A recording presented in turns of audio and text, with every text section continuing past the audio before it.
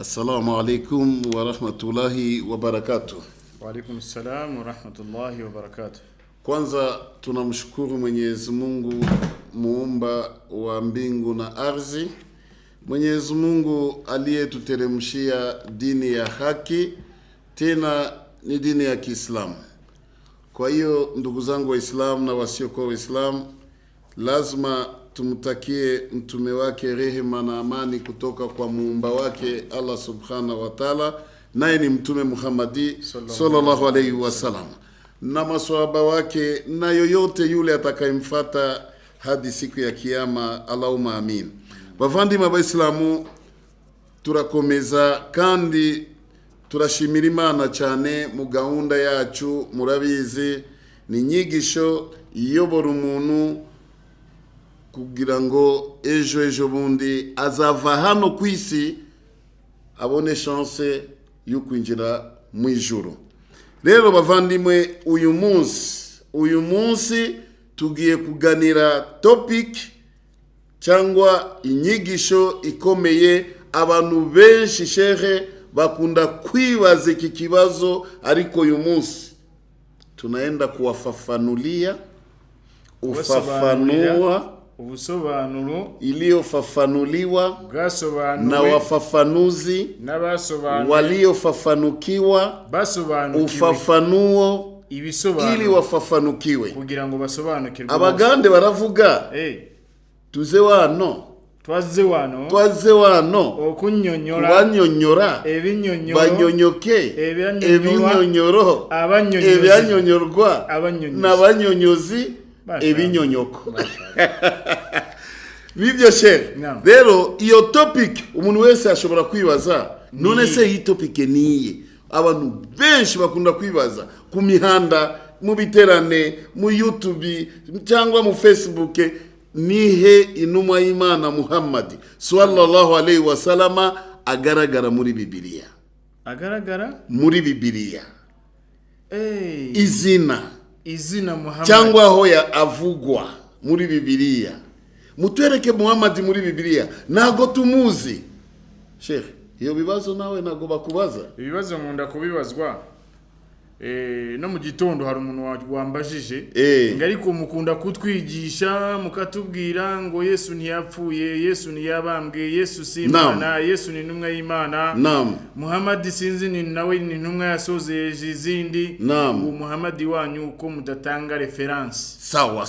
Icyo kibazo abantu bose bakunda kwibaza. Umbi Imana yari yateganyije ko uyu munsi ari cyo kiganiro. Nico kiganiro twateguye muvandimwe, kurikira neza inuma y'Imana Muhammad sallallahu alayhi wasallam muri Bibiliya.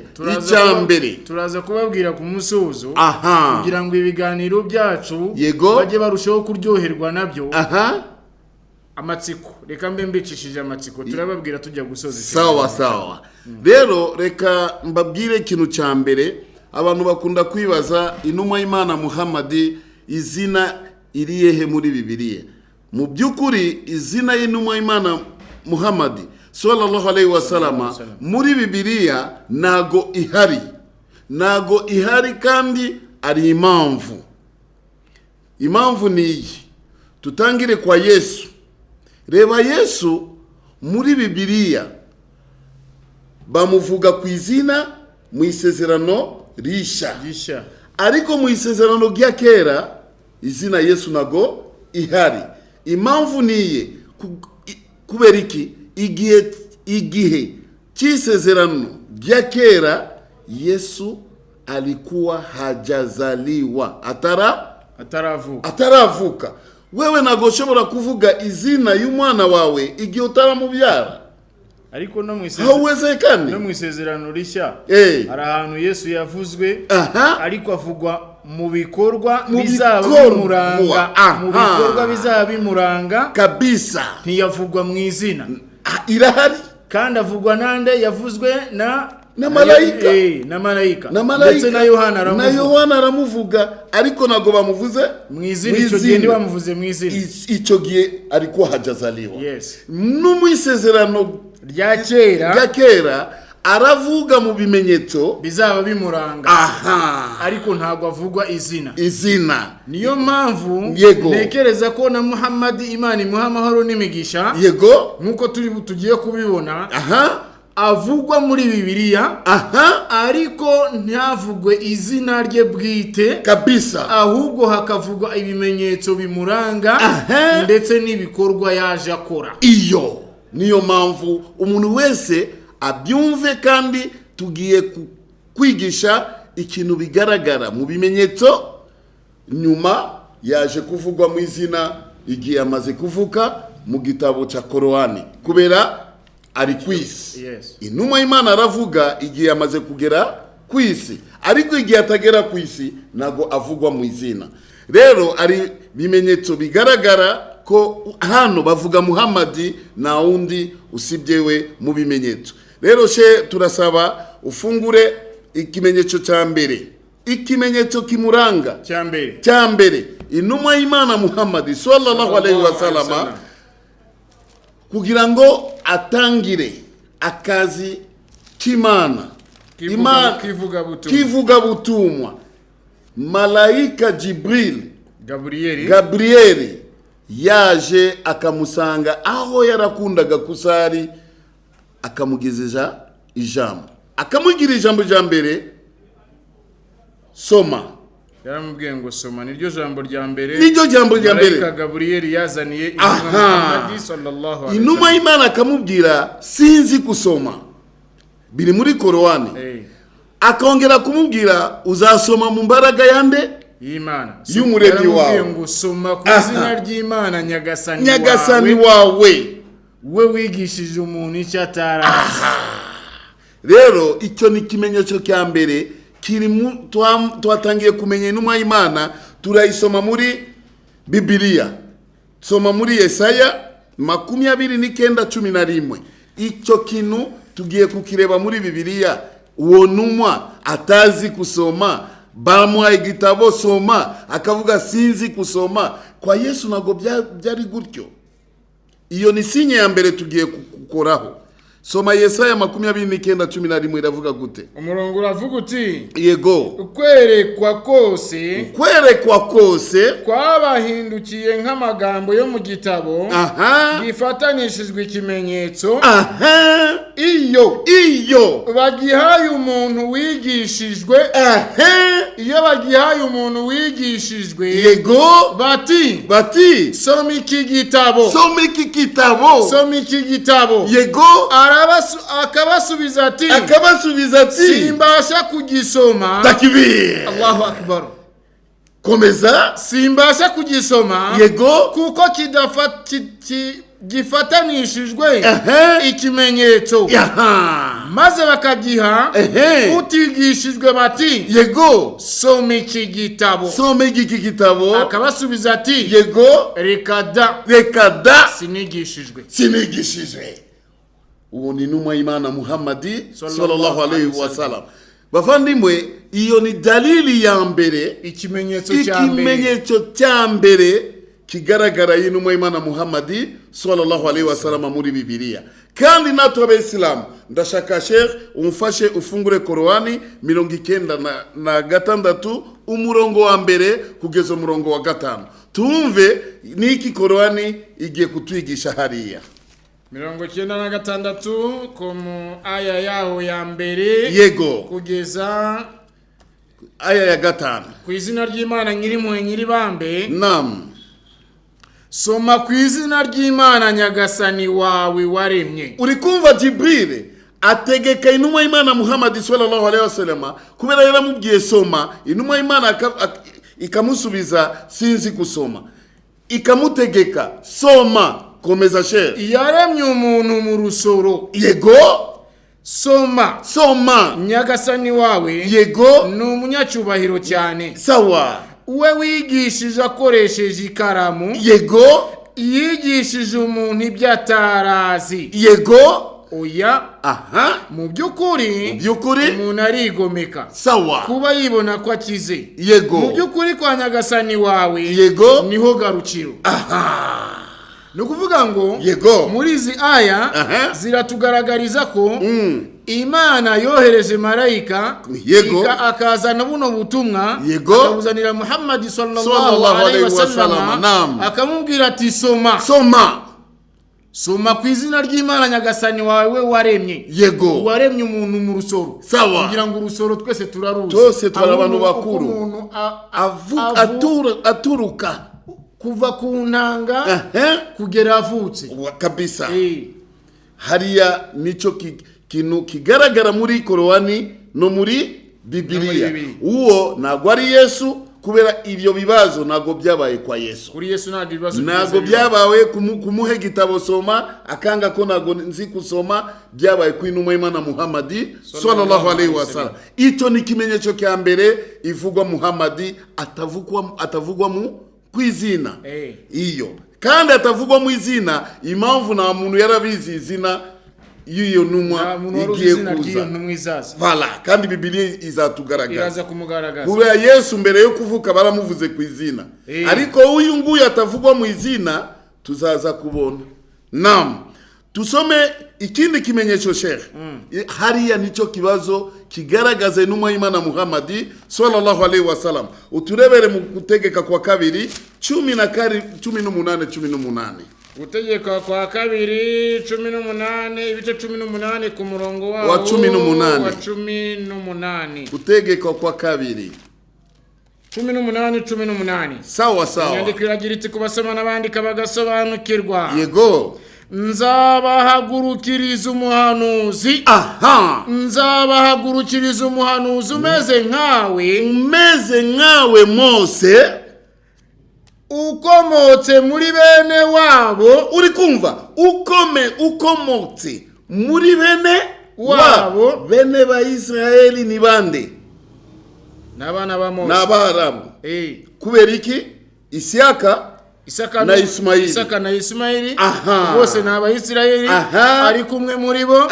yakomotse w'abarabu ari we Ismaili nibo bene wabo hariya niyo Imana iravuga ibwira Mose nzahaguruka hariya baravuga gute ku murongo tuwusubiremo subiramo shehe nzabahagurukiriza umuhanuzi nitawanulia muhanuzi umeze nkawe Mose ukomotse muri bene wabo nzashira amagambo yanjye mu kanwa ke uri kumva azashira amagambo ye mu kanwa kandi ka Muhammad ajya babwira ibyo mutegetse byose kabisa kandi niyo mpamvu usoma muri Korowani igice cya 12 umurongo wa mbere iravuga qul babwire ari kutegekwa kuvuga ntabwo avuga mu bushake bwe sheikh arategekwa vuga n'ugusoma bamutegetse soma iyo niyo dalili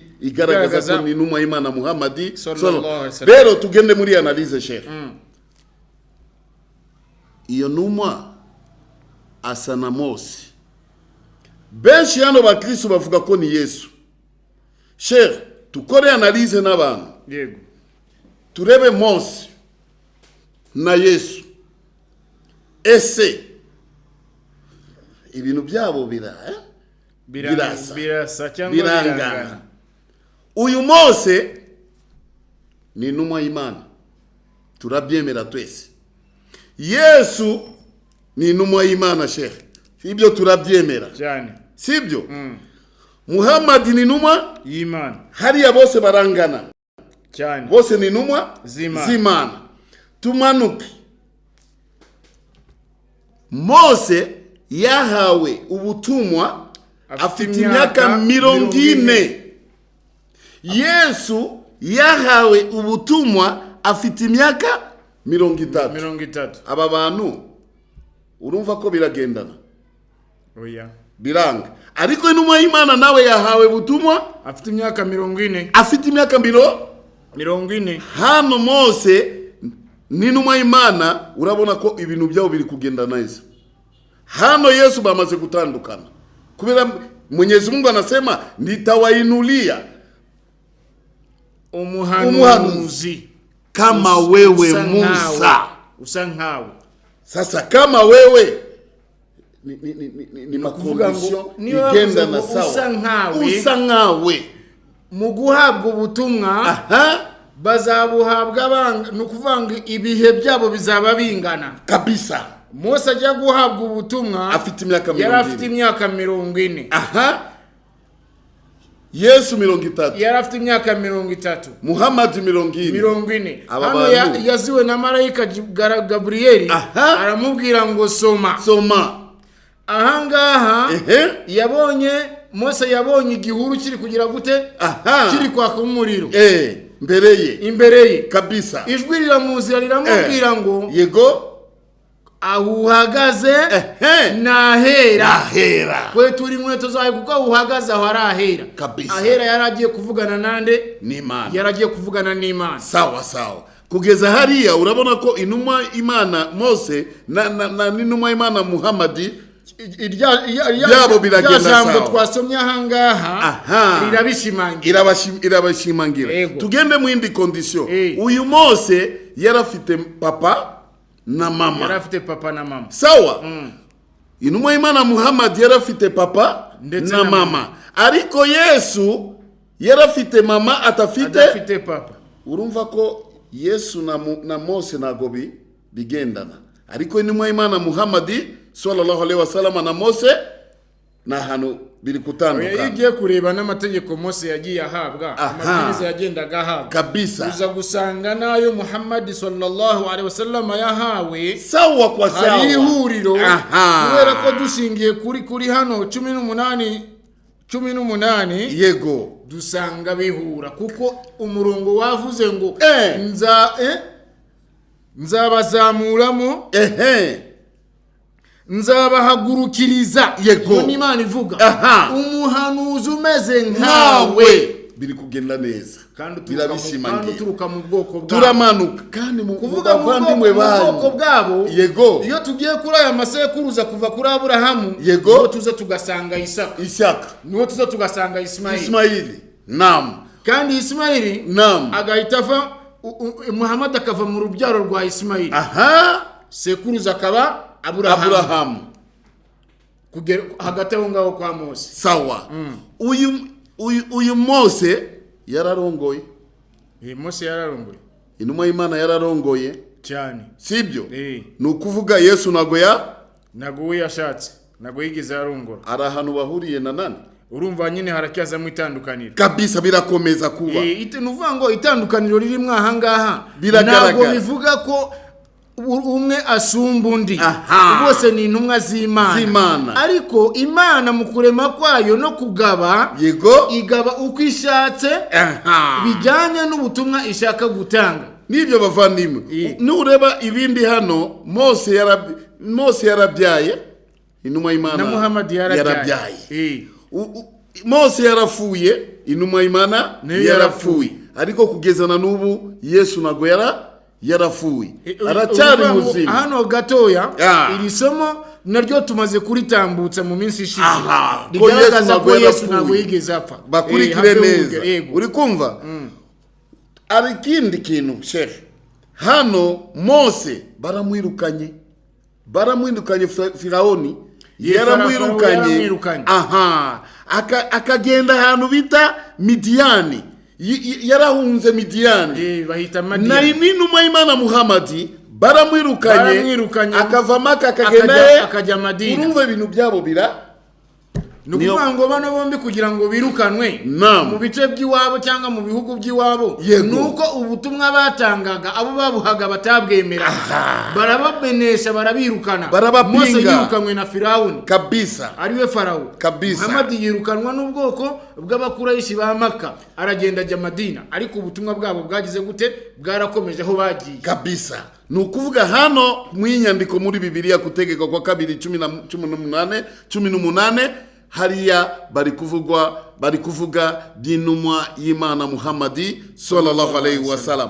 Kugira ngo ubyumve neza umva uko Korani itubwira. Korani 3:59. Bavandimwe murebe uko turi kuvuga kugira ngo mubyumve neza urugero rwa Yesu nago bigendana na nani na Mose. Reka turebe icyo Qur'an ivuga. Yego. Qur'an yatubwira iti, Qur'an sura ya 3 aya 59. Sawa. Mu byukuri urugero rwa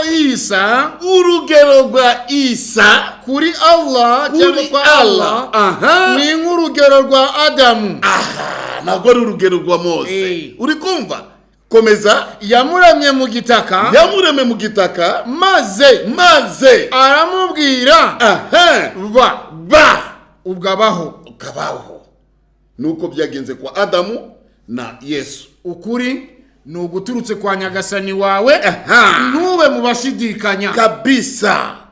Ayo magambo iragaragaza ko urugero rwa Yesu bingana n'urugero rwa Adamu. Kubera malayika Gabriel cyangwa malayika Jibril yaraje kwa Maria akamubwira n'ijambo, ikamubwira uzasaminda, uzabyara umwana w'umuhungu, uzamwite Yesu. N'izina iravugwa ataravuka. Sawa. Kandi uyu numwa bari kumuhanura hano muri Bibiliya, izina ntabwo riri kuvuga. Rero Qur'ani nayo iradufasha. Aya magambo iri muri Kutegeka kwa 2:18. Qur'ani nayo iravuga urugero rwa Isa n'urugero rwa Adamu. Kubera bombi Imana yarababyaye mu jambo babe bakaba. Ese aya magambo twasomye hano muri Qur'ani umfashe mu Bakorinto ba mbere 15:45 biravuga gute Bibiliya nayo? Abakorinto ba mbere 15:45 inyandiko iragira iti kubasoma n'abandika bagasobanukirwa. 15:45 inyandiko iragira iti yego, uko niko byanditswe ngo umuntu wa mbere ari we Adamu yego yabaye ubugingo buzima. Naho Adamu wa nyuma yabaye umwuka utanga ubugingo. Ariko yego umwuka si ubanza, ahubwo yego umubiri ni ubanza kabisa, hagaheruka umwuka. Adamu nuko yabaye. Imana iramurema mu magambo na uyu Yesu yaje nyuma ikamurema nkuko yaremye Adamu. Aya magambo twasomye muri Qur'ani niyo ngiyo twasanze muri Bibiliya. Rero bavandimwe, urumva n'urugero turi kutanga kwa kundi turi kubivuga. Mfasha muri Qur'ani 73:15. Mu byukuri twaboherereje intumwa ari umuhamya kuri mwe, yego nkuko twohereje kwa Firawuni intumwa, nkuko twohereje kwa Firawuni intumwa. Mu byukuri twe twaboherereje intumwa ari umuhamya kuri mwe. Sawa. Hano ni intumwa ari kuvugwa ninde? Intumwa yavugwaga ahangaha ni intumwa Muhammad sallallahu alaihi wasallam. Anuvuga ngo hahandi nyuma yuko abwiwe ngo soma, ijambo ryakurikiyeho yaje kugenda agiwe araryama ariyorosa kabisa. Imana yohereza malayika nanone. Hano dutangira muri sura tumaze gusoma. Yego. Malayika Jibril wazamubwira ngo yewe witwikiriye. Uri kumva amagambo? Yewe witwikiriye. Ninde yitwikiriye? Wari witwikiriye ni Muhammad sallallahu alaihi wasallam. Itegeko yahabwaga ku kanyuze ryari ryo. Kora isengesho. Ngiki? Kora isengesho. Nibyo? Aya ya kabiri hano ni kwivuga. Mbese arahantu Yesu baramubwiye kora isengesho. Itegeko ry'Imana rivuye kwa Marika Gabriel mubwira ngo kora isengesho. Urumva ko ibyo byose turi kuvuga ni kwa kundi bafashe Mose bakamutuma kwande kwa Firawuni. Barakompara hariya Mose na intumwa y'Imana Muhammad sallallahu alaihi wasallam. Rero bavandimwe, urumva ko Muhammad turakomeza kumugaragaza muri Bibiliya. Umuntu azavuga ko Muhammad ntago wavuze muri Bibiliya, wenda nubumenyi bukeya ufite, ariko gerageza kusoma uzasanga ibimenyetso bya Muhammad. Ikindi kimenyetso shehe muri Bibiliya, usome muri Ibyahishwe 19 kugeza utangira ku murongo wa 11-16 shehe. Hano sasa ibimuranga Muhammad byose hano twabishize hanze sasa. Huyu ni Muhammad muri Bibiliya. Mbona ijuru rikinguye. Uyu mugabo ijuru irakinguka. Kandi ngiye kubona mbona ifarashi y'umweru. ifarashi y'umweru. uhetswe nayo yitwa uwo kwizerwa. Iyo zina ntabwo ushobora kwisanga kwa Yesu sheikh. uwo kwizerwa. Sheikh, mu dini ya Kiislamu turavuga Muhammad afitiye icyubahiro. As-Sadiq al-Amin. Bisobanura iki mu Kinyarwanda? Umwizerwa w'umunyakuri. Twayisomye he muri Bibiliya? Byaheshuwe 19 kuva ku murongo wa 11. Sheikh, komeza icyo ni cyambere. Ijuru rikinguye. Yego. Kandi ngiye kubona mbona ifarasi y'umweru. Yesu yaragendaga mu farashi. Ntago mbizi. Tuzabigaragaza icyo uhetswe nayo yitwa uwo kwizerwa. Icyo ni cyambere. Kandi uwukuri.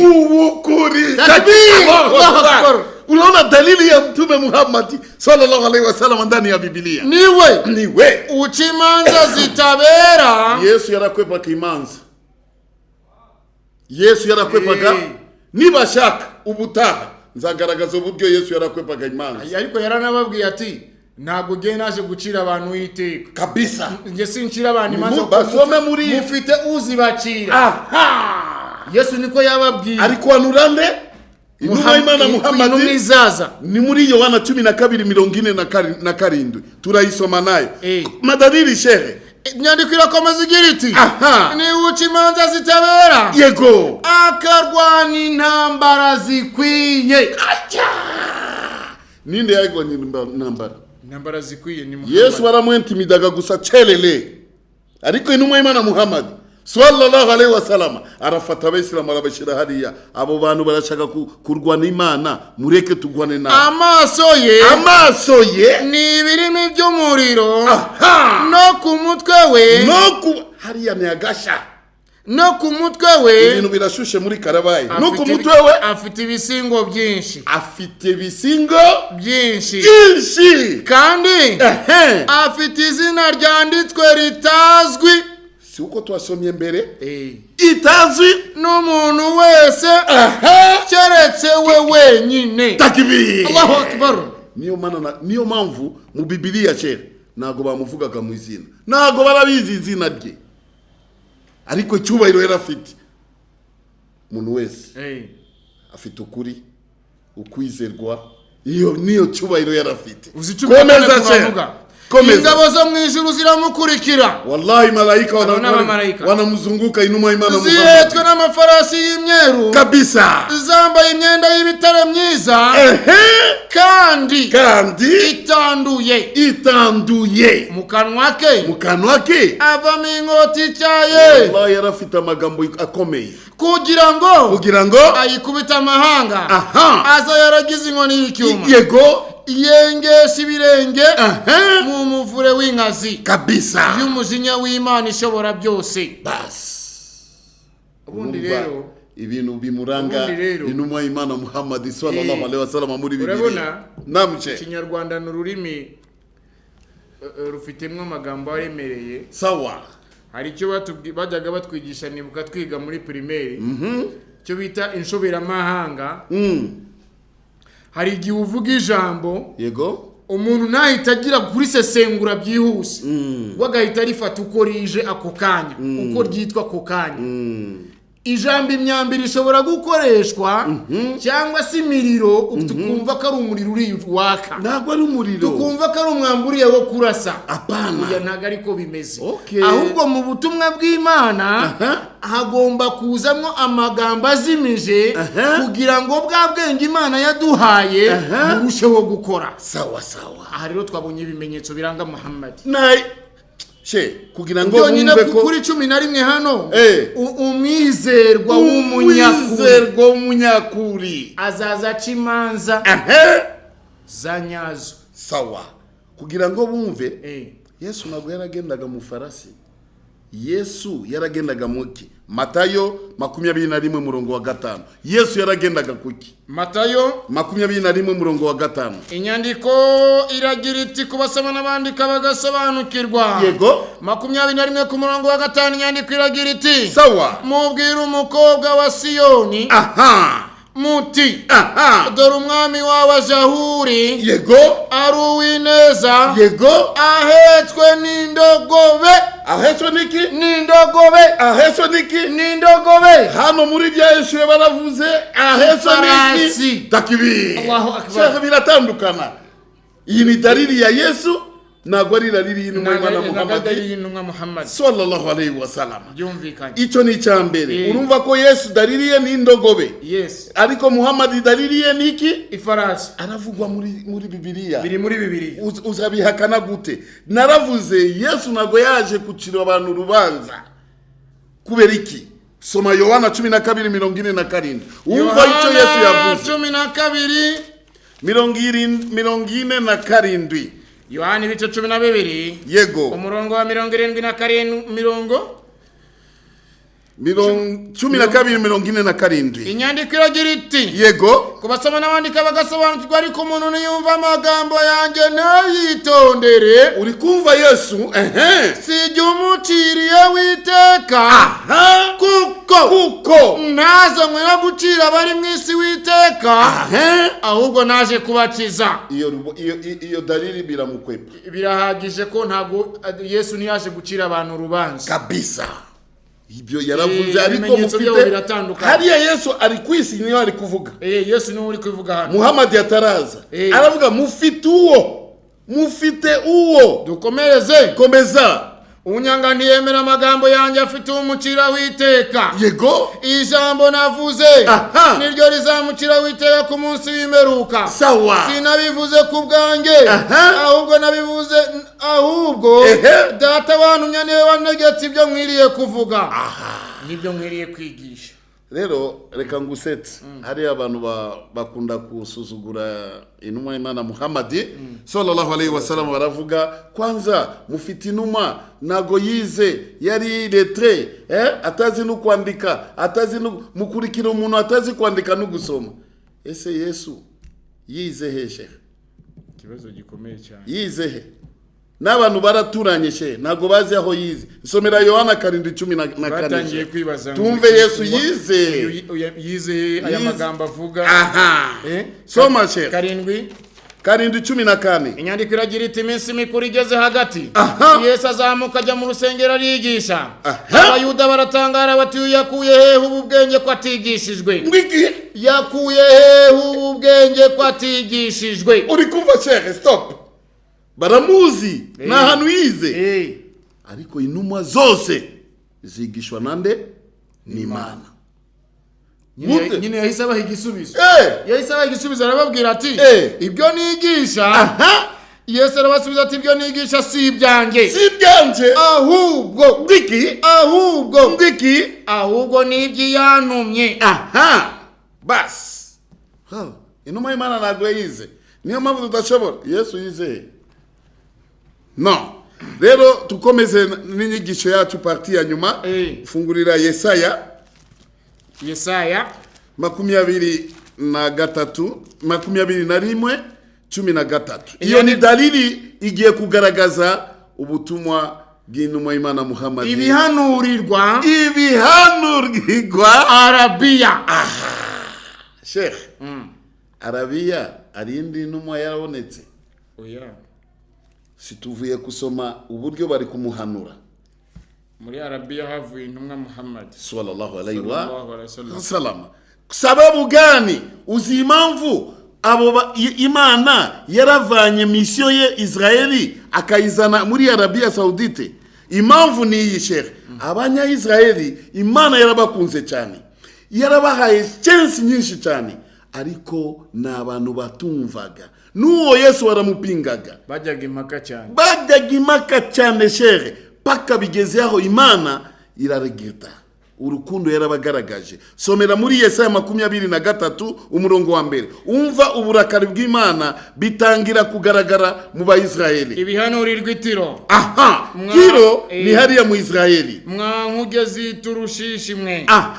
Ni muboroge kuko Itiro arimbutse. Yego. Namaze asigaye cyangwa ho gutaha. Basi komeza. Iyo nkuru babwiwe iturutse mu gihugu cy'Ikitimo. Yego.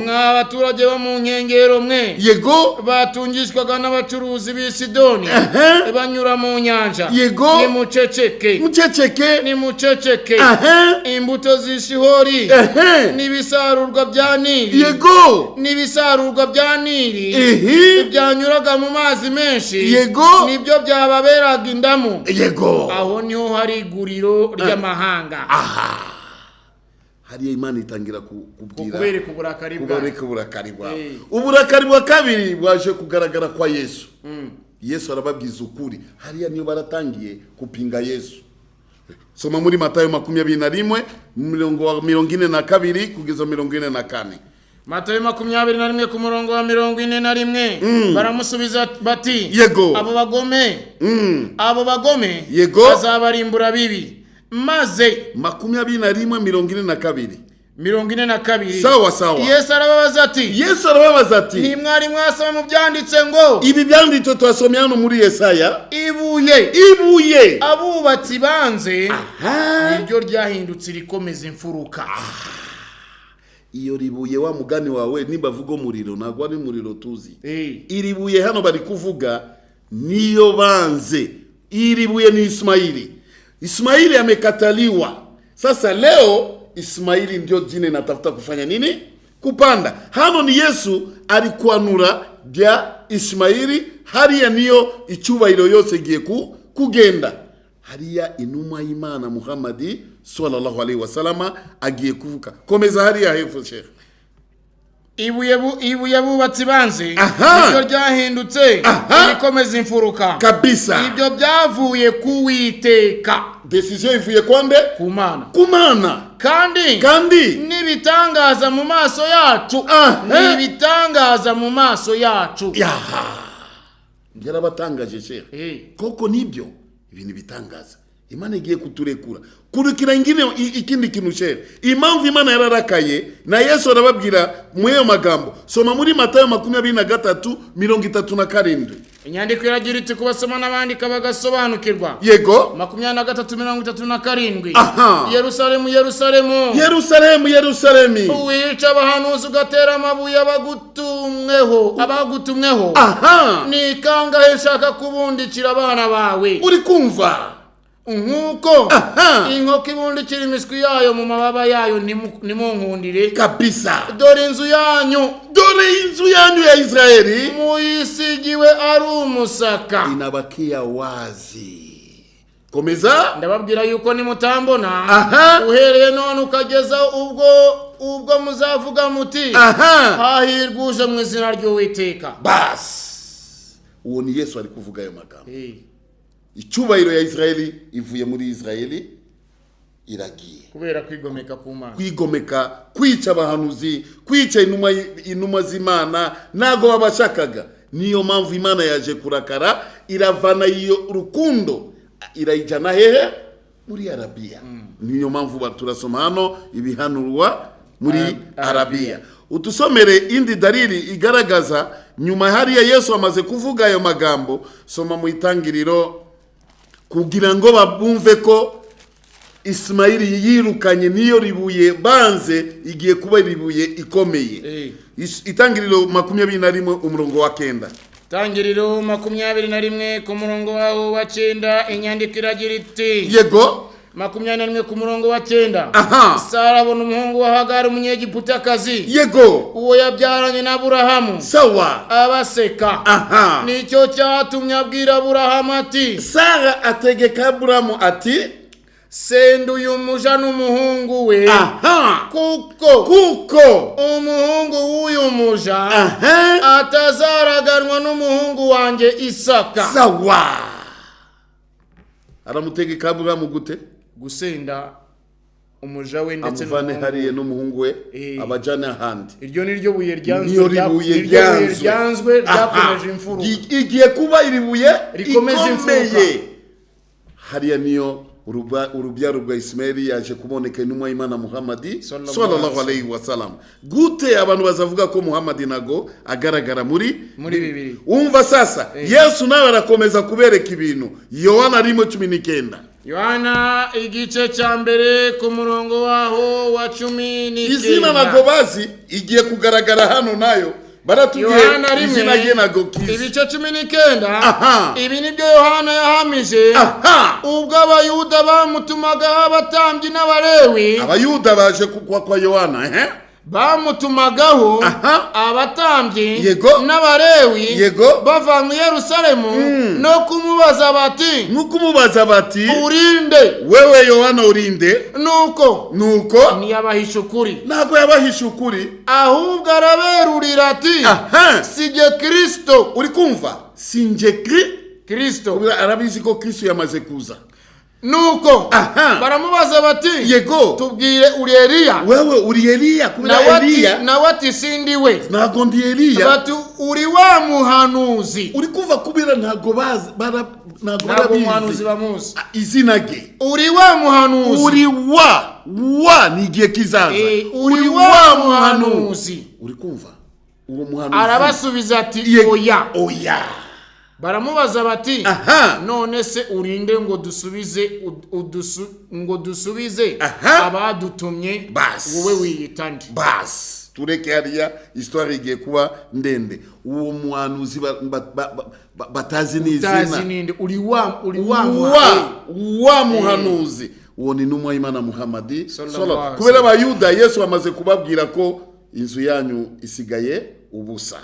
Rero turakomeza kugira ngo Yohana 14:25 Yesu ari ibintu yaravugaga mu migani igaragaza ko ari umuntu azaza nyuma ye afite imbaraga z'Umwuka Wera, niyo mpamvu yamwise Umwuka Wera.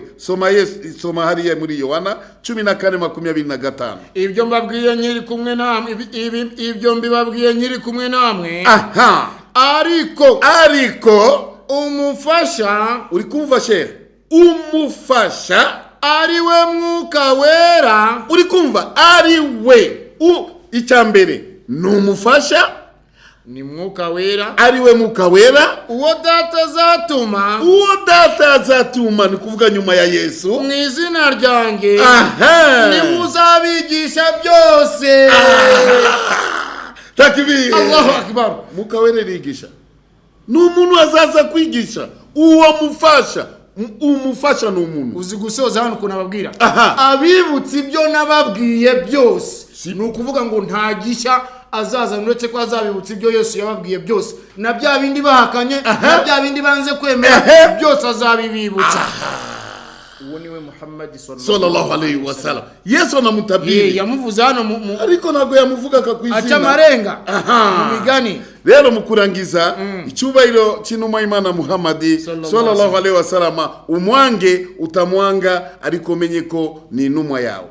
Iyo madariri yose utamwemera menye ko ari intumwa isi yose. Usome muri Korani 21:107.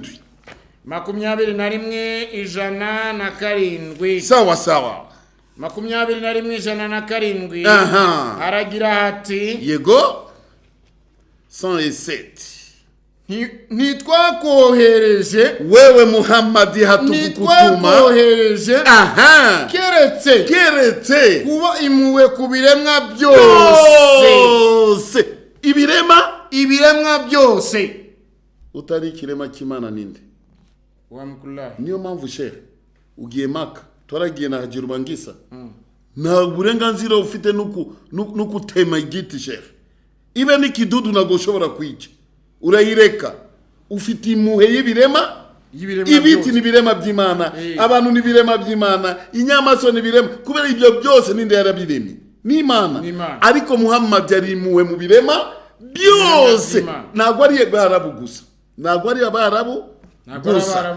Rero mukurangiza usome muri Korani 7:157 kugeza 158. Amasomo yacu igiye kugarukira hariya.